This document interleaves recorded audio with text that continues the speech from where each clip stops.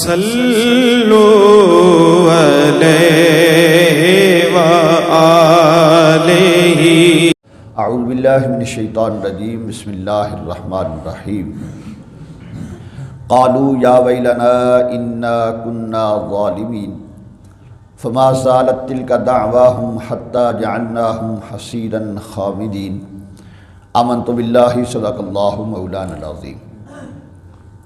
سورہ انبیاء کی آیت نمبر 14 اور 15 دو آیات مبارکہ کی تلاوت کی گئی۔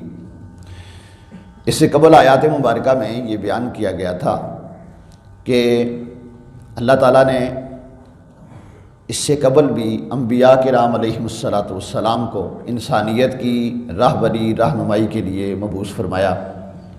جن خوش نصیبوں نے اللہ کے نبیوں کی بات مان لی، اللہ کا پیغام مان لیا، وہ تو رہے کامیاب، اور جنہوں نے اللہ کے نبیوں کا مقابلہ کیا، اللہ کے احکامات کو پس پش ڈالا، وہ تباہ و برباد ہو گئے، انہیں ہلاک کر دیا گیا۔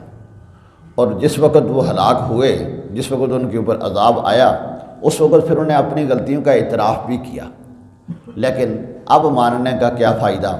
جب پانی سر سے گزر جائے، جب موت سر پہ کھڑی ہو، تو پھر اس وقت ماننا قابل قبول نہیں۔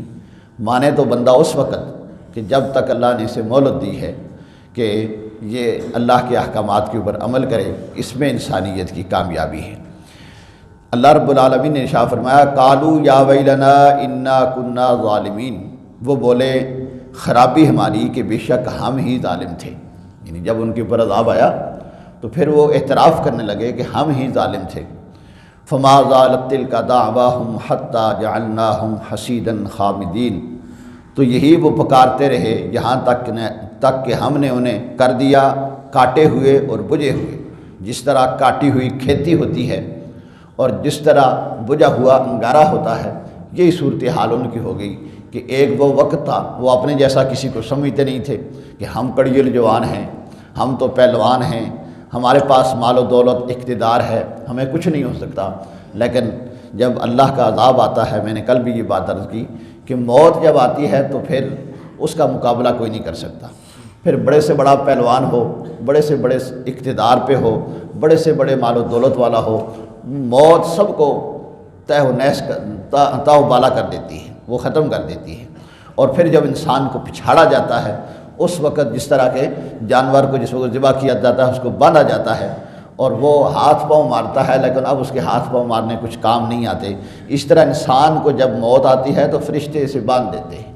حدیث شریف میں آتا ہے اگر اس کے پاس یہ کہ بھاگ سکے، اسے چھوڑ دیا جائے تو یہ جنگلوں میں بھاگ جائے، لیکن اسے چھوڑا نہیں جاتا، بڑے سے بڑا پہلوان چت ہو جاتا ہے۔ تو اس ہم نے دیکھا محمد علی جیسا بندہ کہ جو جناب پوری دنیا میں جہاں جاتا تھا مقابلہ کرتا تھا، کبھی اپنے مد مقابل سے اس نے شکست نہیں کھائی، لیکن موت سے اس نے بھی شکست کھا لی۔ تو اس طرح بے شمار مثالیں ہیں اس دنیا میں کہ فرعون جیسا شخص جو اپنے آپ کو دعویٰ کرتا تھا انا ربکم الاعلی، میں ہی بڑا خدا ہوں، لیکن جب اسے بھی دریا میں غرق کیا گیا اور اس کے منہ میں جب پانی پڑا تو کہنے لگا آمنت بموسیٰ وہارون، اب میں موسیٰ اور ہارون علیہ السلام کے رب پہ ایمان لایا۔ تو اللہ نے شاہ فرمایا آلآن وقد عصیت قبل وکنت من المفسدین، اب تجھے ایمان یاد آیا اور اس سے پہلے ساری زندگی تو نافرمانی کرتا رہا۔ تو یہ سب چیزیں ہمارے لیے نصیحت کی ہوتی ہیں، عبرت کی ہوتی ہیں کہ بڑے بڑے اس دنیا میں آئے اور چلے گئے، ہم نے بھی اس دنیا میں ہمیشہ نہیں رہنا۔ کامیاب انسان وہی ہے جو اپنی آخرت کو سنوارے۔ اللہ رب العالمین ہمیں دنیا آخرت کو سنوارنے کی توفیق نصیب فرمائے۔ وآخر دعوانا ان الحمد للہ رب العالمین۔